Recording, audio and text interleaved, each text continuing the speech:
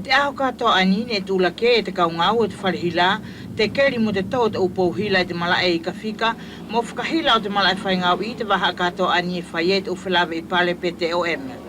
I te loto whare whaingau i, ko te toko hongo furu u whanau tūpulanga i ngā weai. Ko ni ihi e na tō pēna whakamaa whakaosi i e te whaahi malae, ko osi whakailonga ke whaiet o whilawe i pale. Pea ko ihi e na tō whakamaa te ukonga whare whaiwhetongi o te kau whaingau i, mo kamata whakatoka te uheka anga o te kau whakawhe.